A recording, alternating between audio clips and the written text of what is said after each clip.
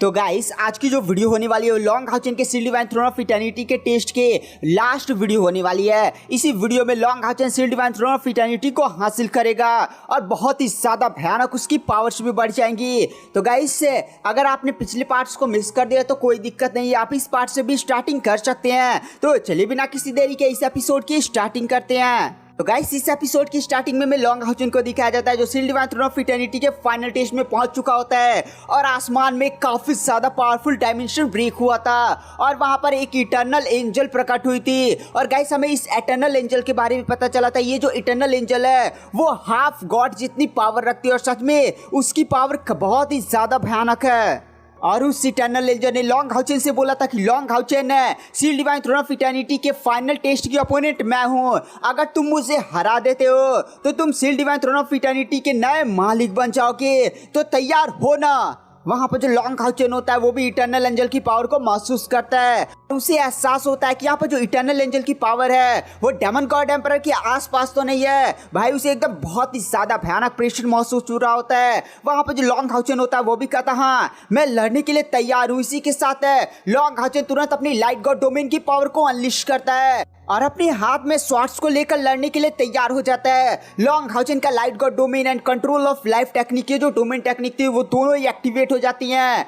वहां पर जो इटर्नल एंजल होती है वो भी लॉन्ग हाउचेन की पावर को देखती है और कहती है लॉन्ग हाउचेन मानना पड़ेगा तुम्हारी डोमेन के अंदर मुझे काफी ज्यादा लाइट की प्योर आभा महसूस हो रही है, लेकिन तुम शायद भूल चुके हो कि मैं कौन हूँ। और इसी के साथ उसकी भयानक बॉडी से आभा रिलीज होती है और वहां पर जो इटर्नल एंजल होती है वो भी अपने डोमेन को एक्टिवेट करती है। उसके डोमेन का नाम होता है इटर्नल गॉड डोमेन है और जैसे वहां पर इटर्नल गॉड डोमेन की पावर चारों तरफ फैलती है लॉन्ग हाउचेन का लाइट गॉड डोमेन जैसे दबने लगता है। लॉन्ग हाउचेन भी अपने लाइट गॉड डोमेन को ऐसे दबता हुआ देखकर एकदम काफी ज्यादा शॉक हो चुका होता है। वहां पर जो इटर्नल एंजल होती है वो लॉन्ग हाउचेन की तरफ देखकर कहती है कि लॉन्ग हाउचेन है मेरा जो इटर्नल गॉड डोमेन है वो हर चीज को दबा देता है, तुम्हारे डोमेन के अंदर अभी इतनी ज्यादा पावर नहीं है कि वो मेरे डोमेन के साथ डायरेक्ट फाइट कर पाए। यानी तुम्हें अगर फाइट करनी है तो तुम्हें अपनी पूरी स्पिरिचुअल पावर के साथ मुझ पर अटैक करना होगा, तो डोमेन का भरोसा तुम छोड़ दो कि डोमेन तुम्हारा कोई हेल्प करेगा। तो वहां पर लॉन्ग हाउचेन भी अपनी भयानक पावर जो भी डोमेन टेक्निक थी उसका यूज करते हुए इटर्नल एंजल पर काफी ज्यादा पावरफुल स्वाड स्ट्राइक मारता है। इटर्नल एंजल उसके हर एक अटैक को काफी ज्यादा इजीली रोक ले रही होती है। लॉन्ग हाउचेन फिर से इटर्नल एंजल पर काफी ज्यादा पावरफुल धड़ाम स्वाड अटैक को अटैक करता है, लेकिन इटर्नल एंजल उसके हर एक अटैक को काफी ज्यादा इजीली रोक कर सीधे लॉन्ग हाउचेन को पीछे ढकेल देती है। लॉन्ग हाउचेन भी पीछे घसरते हुए चला जाता है। वहां पर जो लॉन्ग हाउचेन होता है वो तुरंत स्पिरिचुअल स्टोव एटिंग की तरफ देखता और कहता है एटिंग मेरे साथ मिलकर हमला करो। वहां पर जो स्पिरिचुअल स्टोव एटिंग होती है वो कहते हैं ठीक है लॉन्ग हाउचेन भाई, और वह सीधे ही लॉन्ग हाउचेन के साथ आकर खड़ी हो जाती है और वो भी अपनी किंग्स ऑफ स्वॉर्ड डोमेन को एक्टिवेट कर लेती है। और गाइस स्पिरिचुअल स्टोव एटिंग कुछ टाइम पहले रिवाइव हो चुकी है, अगर आप न्यू है तो आप मान लीजिए बस रिवाइव हो चुकी है यार, मतलब कहानी थोड़ी ज़्यादा लंबी थी। मैं लिंक दे दूंगा अगर आपको देखना तो देख लीजिएगा, बट ऑफिशियल एपिसोड से थोड़ा सा कहानी अलग है, बट अगर आपको देखना है तो मैं लिंक डिस्क्रिप्शन बॉक्स में दे दूंगा। तो चलिए आते हैं कहानी की मेन स्टोरी लाइन पर। यहाँ पर लॉन्ग हाउचेन और स्पिरिचुअल स्टोव एटिंग है दोनों ही अपनी भयानक डोमेन के पास जो भी उनके पास टेक्निक थी उन सभी का यूज करते हुए वह सीधे ही उस इटर्नल एंजल पर अटैक करते हैं, लेकिन इटर्नल एंजल सच में काफी ज्यादा स्ट्रॉन्ग होती है। वह लॉन्ग हाउचेन और स्पिरिचुअल स्टोव एटिंग को दोनों ही को काफी ज्यादा इजिली हैंडल कर रही होती है। लॉन्ग हाउचेन और स्पिरिचुअल स्टोव एटिंग दोनों का ये अटैक जितना भी पावरफुल हो वह इटर्नल एंजल को पीछे ही नहीं ढकेल पा रहे थे। इटर्नल एंजल उनके काफी ज्यादा खतरनाक अटैक्स को उन पर ही उठा फेंक रही होती है। यहाँ पर लॉन्ग हाउचेन और स्पिरिचुअल स्टोव एटिंग दोनों ही धड़ाम से पीछे आकर गिरते हैं। यहाँ पर लॉन्ग हाउचेन भी महसूस करता है कि इटर्नल एंजल सच में काफी ज्यादा स्ट्रॉन्ग है। आप भी जानते हैं गाइस यहाँ पर जो स्पिरिचुअल स्टोव एटिंग है अभी उसने होली ड्रैगन को हराया था पिछले एपिसोड में, जिसकी स्पिरिचुअल एनर्जी लमसम 6 लाख थी। यानी ये जो इटर्नल एंजल है वो बहुत ही ज्यादा स्ट्रॉन्ग, इसकी स्पिरिचुअल एनर्जी 7 लाख या 7.5 लाख स्पिरिचुअल एनर्जी तो मिनिमम होनी चाहिए। ऊपर से इसका इटर्नल गॉड डोमेन जो बहुत ही ज्यादा भयानक है। वहां पर जो स्पिरिचुअल स्टोव एटिंग होती है वो तुरंत लॉन्ग हाउचेन की तरफ देखती है और कहती है भाई लॉन्ग हाउचेन है मैं एक स्वॉर्ड फॉर्म ले रही हूँ, और इसी के साथ स्पिरिचुअल स्टोव एटिंग है एक बहुत ही ज्यादा बड़े से गोल्डन कलर की स्वॉर्ड में कन्वर्ट हो जाती है। और गाइस ये जो गोल्डन कलर की स्वॉर्ड होती है वो बहुत ही ज्यादा भयानक पावर को अनलिश कर रही होती है। आप सीधे ये समझिए कि लॉन्ग हाउचेन के हाथ में एक ऐसी स्वॉर्ड है जिसके अंदर 5 लाख से भी ज्यादा स्पिरिचुअल एनर्जी भरी पड़ी है। अरे स्पिरिचुअल स्टोवेटिंग है, स्वॉर्ड का फॉर्म लिए तो उसकी पावर्स तो कम नहीं होगी ना, पावर और भी ज्यादा इंक्रीज हो जाएगी। और गाइस यहाँ पर एटिंग ने कोई हाई लेवल की टेक्निक का यूज किया है, ऐसे स्वॉर्ड फॉर्म लिया है। और इधर लॉन्ग हाउचेन के हाथ में जैसी वो गोल्डन कलर की स्वॉर्ड होती है, लॉन्ग हाउचेन अपनी बॉडी से भयानक पावर को अनलिश करता है। साथ ही साथ लॉन्ग हाउचेन के पास वो जो सन एंड मून शील्ड थी, आपको याद है वो ढाल मिली थी लॉन्ग हाउचेन को उस अजीब से सेल से। और लॉन्ग हाउचेन की वो जो शील्ड है वो बहुत ही ज्यादा भयानक पावर्स है। तो लॉन्ग हाउचेन एक हाथ में अपनी गोल्डन स्वॉर्ड को पकड़ता है, दूसरे हाथ में सन एंड मून शील्ड को पकड़ता है और सीधे लॉन्ग हाउचेन उस इटर्नल एंजल पर अटैक करता है। इटर्नल एंजल भी लॉन्ग हाउचेन की इतनी ज्यादा भयानक पावर्स को बड़ी हुई देखकर कहती है, लॉन्ग हाउचेन अब आए ना तुम असली फॉर्म में, अब आएगा ना मजा असली लड़ाई में। और इसी के साथ लॉन्ग हाउचेन और इटर्नल एंजल के बीच में काफी ज्यादा भयानक बैटल चलते हैं, धार धार एकदम पूरा आसमान जैसे जमीनों में फट उड़ जाएगी, इतना ज्यादा भयानक प्रेशर उशर निकल रहा होता है। लेकिन फाइट्स चलने के बाद भी लॉन्ग हाउचेन कहीं ना कहीं अभी भी नुकसान में होता है। वहां पर जो ईस्टर्न किंग है और होली ड्रैगन होते हैं वो भी एक दूसरे की तरफ देखकर कहते हैं, भाई ये सब चल क्या रहा है। हम जानते हैं कि यहाँ पर जो इटर्नल एंजल वो काफी ज्यादा स्ट्रॉन्ग है, वो हाफ गॉड की पावर भी रखती है, लेकिन इटर्नल एंजल इतनी ज्यादा स्ट्रॉन्ग कैसे हो सकती है। देखो ना लॉन्ग हाउचेन के हाथ में कितनी बड़ी बड़ी वीपन्स है, कितने बड़े बड़े आर्टिफैक्ट्स हैं और लॉन्ग हाउचेन की पावर भी कितनी ज्यादा भयानक बढ़ चुकी है। लेकिन यहाँ पर जो इटर्नल एंजल है वो अभी भी कहीं भी नुकसान में नहीं लग रही है। आखिर ऐसा कैसे हो सकता है, इटर्नल एंजल की पावर इतनी ज्यादा कैसे बढ़ी हुई है। तभी वहां पर जो होली ड्रैगन था वह कहता है 1 मिनट है, वह ध्यान से लॉन्ग हाउचेन और इटर्नल एंजल की फाइट को देखता है और कहता है 1 मिनट है, इस इटर्नल एंजल के पास तो गॉड ऑफ इटर्नल की डोमेन की पावर है, बट इटर्नल एंजल के पास गॉड ऑफ इटर्नल की डोमेन की पावर आई कैसे। तो वहां पर जो ईस्टर्न किंग होता है वो भी ध्यान से देखता है और कहता है, भाई ये क्या टेस्ट है, लॉन्ग हाउचेन को एक गॉड के डोमेन से फाइट करनी होगी। और ऐसा लगता है कि गॉड ऑफ इटर्नल ने खुद अपनी थोड़ी सी डोमेन की पावर इस इटर्नल एंजल को दिया था, जिसकी वजह से इटर्नल एंजल की पावर काफी ज्यादा बढ़ चुकी है। भाई मेरे को तो कहीं से ऐसा नहीं लग रहा कि लॉन्ग हाउचेन है एक गॉड के डोमेन से फाइट कर सकता है, वो भी रियल गॉड है। भाई दोनों के बीच में काफी ज्यादा आसमान में भयानक फाइट चलती है, लेकिन लॉन्ग हाउचेन धड़ाम से आकर जमीन पर गिरता है, चारों तरफ धुआं धुआं फैल जाता है। मतलब इटर्नल एंजल ने जो अटैक किया था वो सच में काफी ज्यादा स्ट्रॉन्ग होता है। यहाँ पर इटर्नल एंजल भी लॉन्ग हाउचेन की तरफ देखती है जहां पर वो बड़ा सा गड्ढा हुआ था, वो भी सोचती है कि शायद अब लॉन्ग हाउचेन हार मान चुका होगा। वो कहती है कि लॉन्ग हाउचेन चलो तुम ये टेस्ट हार मानते हो या नहीं, और हमें दिखाया जाता है वहां पर धुआं हटता है। लॉन्ग हाउचेन काफी ज्यादा बुरी तरीके से घायल होता है। लॉन्ग हाउचेन फिर से खड़ा होता है और कहता है, नहीं मैं ऐसे हार नहीं मान सकता। और लॉन्ग हाउचेन की यही आदत कि वो हार नहीं मानता और बार बार लड़ने के लिए तैयार हो जाता है। यही चीज मुझे काफी ज्यादा इस बंदे की अच्छी लगती है।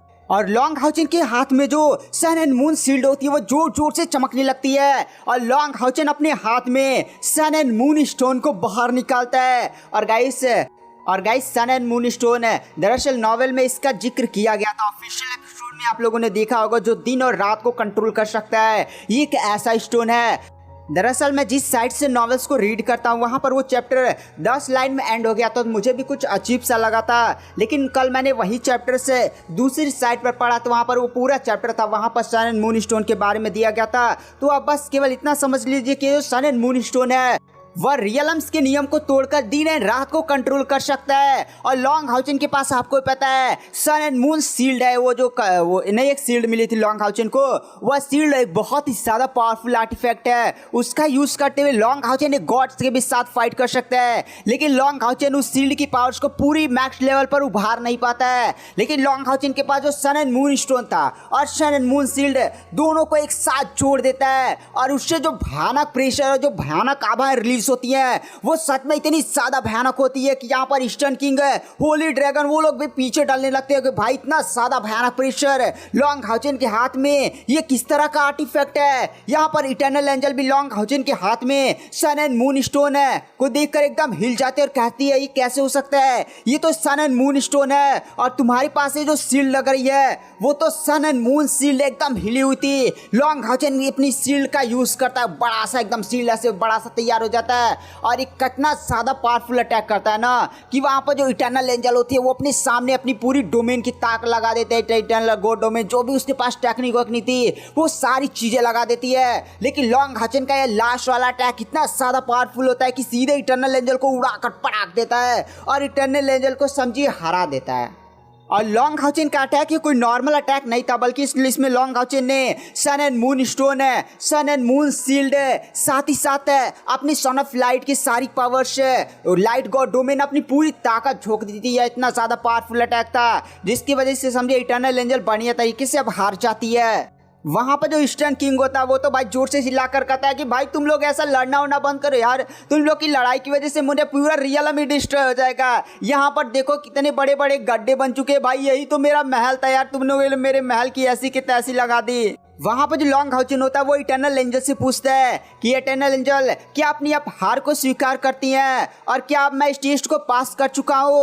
वहां पर जो इटर्नल एंजल होती है वो भी फिर से बढ़िया से खड़ी होती है और कहती है लॉन्ग हाउचेन तुम sealed divine throne of eternity के सारे टेस्ट को पास कर चुके हो और आज से तुम sealed divine throne of eternity के नए मालिक बन चुके हो। और इसी के साथ पूरे इस रियलम में 9 कलर की सुनहरी रोशनी ऐसे आसमान में चमकने लगती है, ऐसे पटाखों नियर एकदम पूरा रियलम जगमगाने लगता है। और वहां पर sealed divine throne of eternity एक भव्य सी आभा छोड़ता हुआ प्रकट होता है। लॉन्ग हाउचेन के सामने सीढ़ियां चली जाती है। वहां पर जो इटर्नल एंजल, होली ड्रैगन, साथ ही साथ ईस्टर्न किंग, ये सारे लोग ही लॉन्ग हाउचेन के सामने झुक जाते हैं।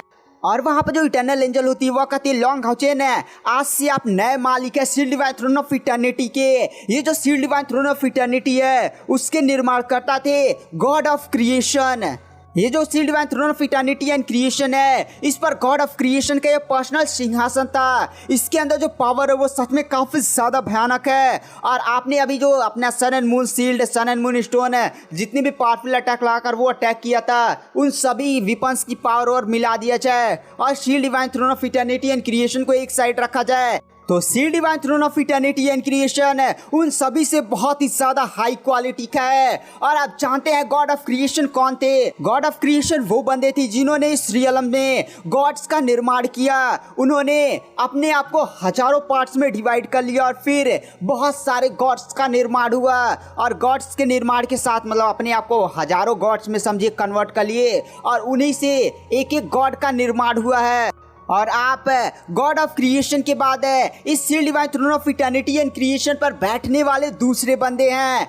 और जो गॉड ऑफ इटर्निटी है उन्होंने अपनी पावर्स देकर मुझे आपसे लड़ने के लिए भेजा था इस फाइनल टेस्ट में। और उन्होंने कहा था कि अगर वो तुम्हारे सामने अच्छा खासा टिक जाता है और तुम्हें अच्छा खासा नुकसान पहुंचा देता है तो लॉन्ग हाउचेन इस टेस्ट को पास कर लेगा। लेकिन मुझे कभी एहसास नहीं हुआ था कि आप मुझे हरा देंगे। और इसी के साथ आप sealed divine throne of eternity के नए मालिक बन जाते हैं। लॉन्ग हाउचेन भी पूछता है कि गॉड ऑफ इटर्निटी कौन है तो वहां पर इटर्नल एंजल बताती है कि गॉड ऑफ इटर्निटी एक बहुत ही ज्यादा पावरफुल गॉड है जो हमेशा ही कल्टीवेशन करते रहते हैं, जल्दी बाहर नहीं आते हैं। आप सीधे ये समझ सकते हैं कि गॉड ऑफ क्रिएशन जो नहीं थे उनके जो थॉट्स थे वो गॉड ऑफ इटर्निटी के अंदर मौजूद हैं। तो आप अब जाइए और sealed divine throne of eternity and creation पर विराजमान होइए। वहां पर जो लॉन्ग हाउचेन होता है वो भी हमें सिरलाता है और सीधे sealed divine throne of eternity and creation के सीढ़ियों पर चढ़ने लगता है। चारों तरफ भयानक प्रेशर फैल जाते हैं, लिंगडो की कल्टीवेशन धड़ बढ़ने लगती है। भाई लिंगडो की स्पिरिचुअल पावर से बहुत ही ज्यादा भयानक गति से इंक्रीज होने लगती है। और फाइनली जाकर लॉन्ग हाउचेन ने काफी ज्यादा कूल सी एंट्री मारकर sealed divine throne of eternity and creation पर बैठता है।